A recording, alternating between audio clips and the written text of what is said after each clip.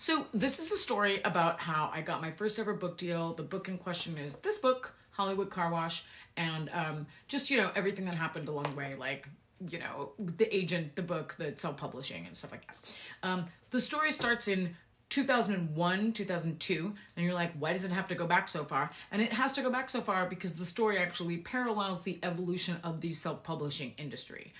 So in 2002, 2001, 2002, my husband and I were living in New York City. I was working in corporate America as like a content strategist, copywriter. I had written in high school and college on newspapers and had written for magazines. And I had always wanted to kind of write a whole book and get a book deal. And that's the dream when you're a writer, right?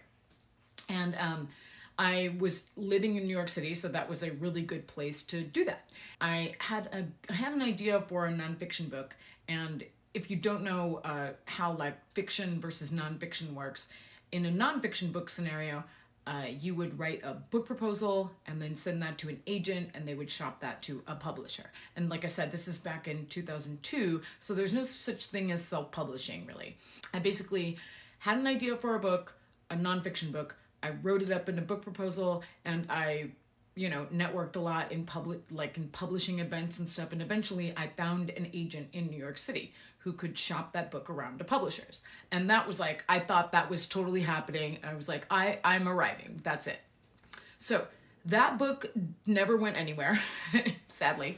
And the agent, was a really nice guy and just sent the book proposal out and said, this isn't going anywhere, but stay in touch.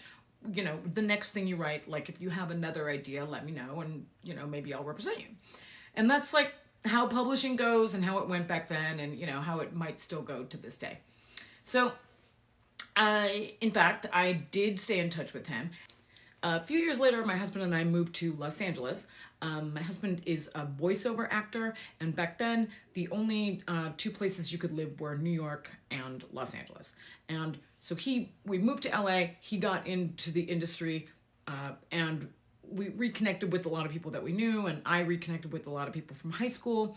I grew up in Southern California, and it turned out a lot of them were on TV shows at the time, and a lot of his colleagues that were voiceover actors were also on TV shows.